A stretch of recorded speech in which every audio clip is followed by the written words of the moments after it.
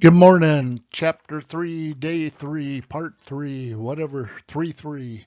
Um, anyway, we're going to talk about scope limitations, and I use the word scope limitation, gas problem, auditing problem, insufficient evidence, all the same. Uh, we're still 700, and that second paragraph is clearly very important for today. Clearly express the opinion on the financial statements through a written report that also describes the basis for opinion. The basis for opinion paragraph is important again today. Here we are. Here's that chart on page 71 that he likes. Scope restrictions. That's where we're at today, and we're going to add the auditor independence a little bit, not much. So that's where we are today. Here's Ted's. So part 1 was unmodified opinions. Part 2 was material misstatements, and today we're talking about auditing problems. Again, I'll say auditing problems, don't comply with gas, lack of evidence, scope limitation, they're all the same thing to me. We don't have enough evidence.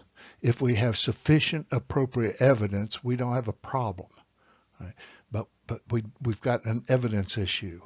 The scope limitation kept us from getting all the evidence that we needed. There was an auditing procedure we couldn't perform. Well, if we can gather the evidence some other way, that's not a problem. But if there's an auditing procedure we can't perform that results in us not getting all the evidence we need, then there's a problem. We're going to select between a qualified opinion or disclaimer of opinion. Example 1. You're unable to perform all the auditing procedures you would like because you accepted the audit in July. You can't observe beginning inventory. The client has an outside service organization perform a physical inventory every year. The inventory balance was material, but only slightly larger than material. This is the first audit, okay, for this client.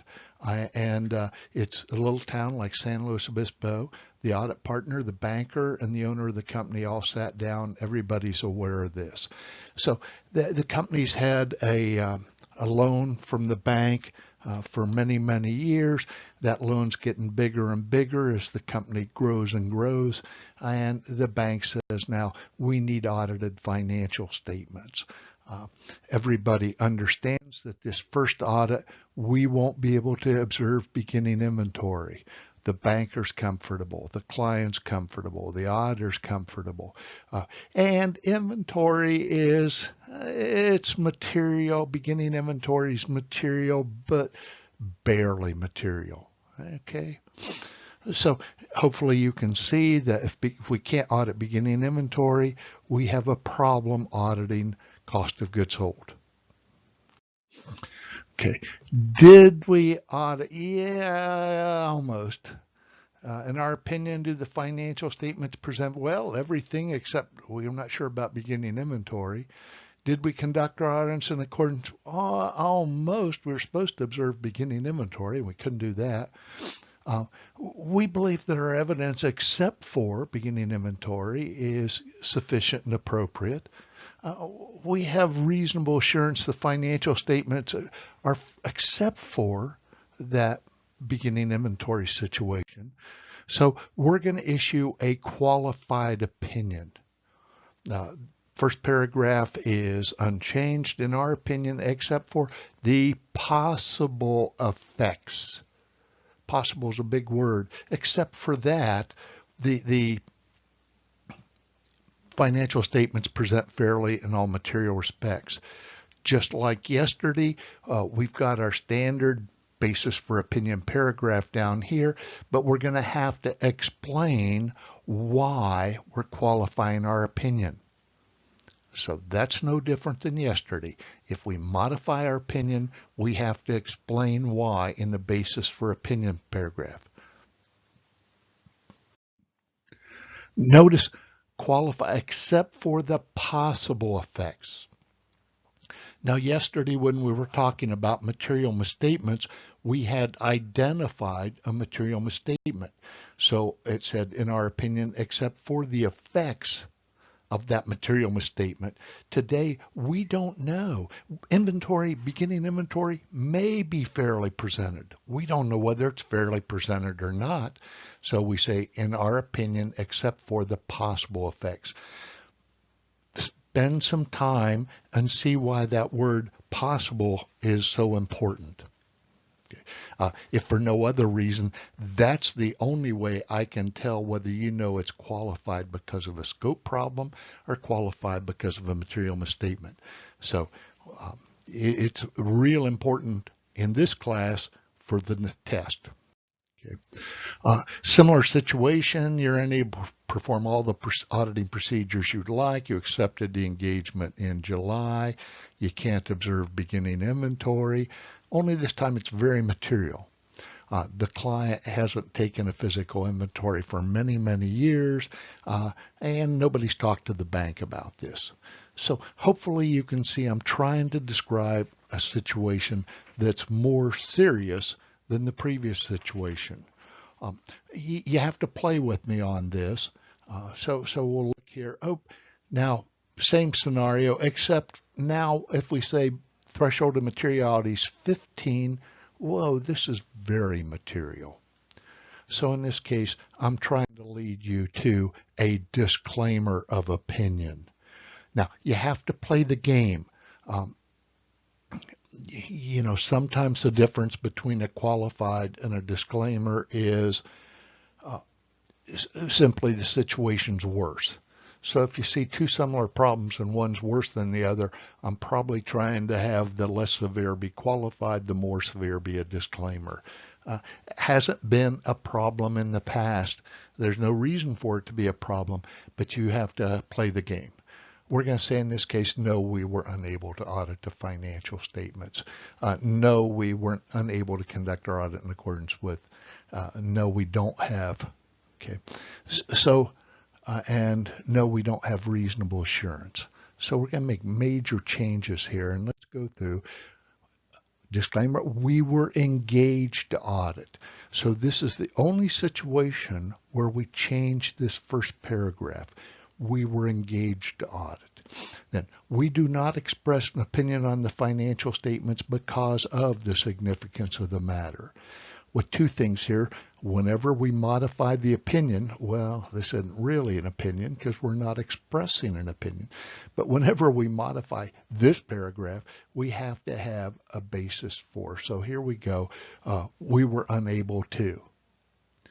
Okay, and it has to explain why we were unable to audit beginning inventory. Notice also, this is the only situation where the opinion paragraph does not begin with "in our opinion."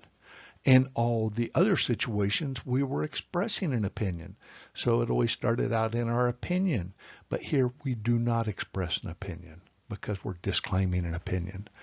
Notice the standard paragraph for the basis for opinion paragraph is gone. Right. Well, we didn't conduct our audit in accordance with generally accepted auditing standards. We don't have reasonable assurance. Management's responsibility is the same. Now, auditor's responsibility, we're going to make massive changes because our responsibility is to express an opinion, to issue an opinion in the auditor's report. We're unable to do that. So we're going to have a major rewrite. You don't need to know what that rewrite is, but the auditor's responsibility is going to be a significant rewrite.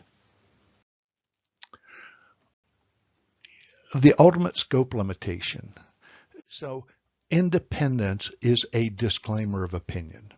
You don't have to memorize this. You don't have to, but you do need to know that if we're not independent, we have to disclaim an opinion. And it's very short. We're not going to talk about much. We're going to get sued. We're probably going to get sued by the client. We're going to be sued by investors. But we're not independent. We can't issue an independent auditor's report if we are not independent. So All I want you to know is there's a very special report we issue if we find out we're not independent, and it is a disclaimer of opinion. I also had something. I know many years ago when I was fortunate enough to teach a class for KPMG, I was really impressed that one of the last steps in the audit, chapter 24, they had did anything come up during the audit that you thought might compromise the firm's independence? And that went around everybody directly to the engagement partner. Right? So if you found something that anything, anywhere during the audit that you thought impaired independence, it didn't go through the senior, it didn't go through the man, it went directly to the engagement partner. And I asked the partner lady that was in charge of the training, I says, what can you possibly do at the end of the audit if you find out you're not independent? And she chuckled and she says, I'm not sure what we can do, but she says, I want to be the first person to find out. Now, since that, we've got a Cal Poly alum, Katie Jabe is in charge of independence for Ernst & Young or something like that. She's monitors independence for Ernst & Young. And I asked Katie, and she says, well, first of all, she says, if it's a public company, I'm going to call the SEC and say, what do you want me to do? And that's a big change. 35 years ago when I was in public accounting, I think at least the office I was in would have tried to hide the problem. Katie laughed and she says, not today. She says, I would call the SEC. And she says, so if I've got a staff auditor or a senior that's not independent, they may say, well, go back and re-audit everything they did. So she says, some things may be fixable. Not all, but maybe some. But she says, I'm gonna go to the regulators if it's a public company. If it's a private company, I'm probably going to sit down with the bank and the owner. But as far as we're concerned in this class, if we find out at any time we're not independent, we're going to have to disclaim an opinion and get ready, buckle up for Chapter 5 lawsuits. Okay, so here's where we were today. We were in this section here. We've got an auditing problem. We've got an evidence problem. We're either going to issue a qualified opinion or a disclaimer. If we issue a qualified opinion, we don't change the opinion paragraph. We change in our opinion except for the possible effects. Okay. Whenever we change the opinion paragraph, we have to modify the basis for opinion paragraph and explain why we modified the opinion. The emphasis of matter doesn't apply in our world here. We're just talking about a straight qualified or straight disclaimer. We're not going to add any of these complications to it. We don't change we never change management's responsibility section. And we don't change the auditor's responsibility section for a qualified. If we disclaim an opinion, we have to modify the introductory paragraph. We were engaged to audit because we did not audit. If we audit, we have to issue an opinion. We don't have any in our opinion for a disclaimer. It starts out because of the significance of the matter, we do not express an opinion. Okay, we need to modify the basis for opinion paragraph. No emphasis of matter, and this is the only situation where we modify the auditor's responsibility. So there's a lot of things about the disclaimer. This is the only situation where we modified that first introductory paragraph. This is the only situation where the opinion paragraph does not start out in our opinion, because we're not expressing an opinion. It's the only situation where we modify the auditor's responsibility paragraph. Okay. We do not express an opinion. We're not, okay. Okay, now this is way out of date. This is a table of contents from an old technical audit guide.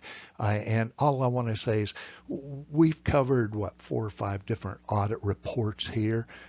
Goodness gracious, there's a whole bunch more combinations of that. We can have an unqualified for 2021 and a qualified for 2020. Like I said, in the real world, we may find a situation where we issue a qualified opinion with an emphasis on matter paragraph, but we're keeping it simple in our world where we're going to only have one issue. So on the test, you can be sure there's only one issue with each reporting question. I just wanted you to see that, oh man, there's a lot of different scenarios here. Here's where Ted got the idea for the beginning inventory problem. He doesn't think these things up for himself. He's not that clever. Okay, and that wraps it up almost wraps it up for chapter 3. I have one little tiny video coming that covers some issues that I just want to make sure you're aware of before the test. So anyway, have a good day, and I'll see you tomorrow or later on today.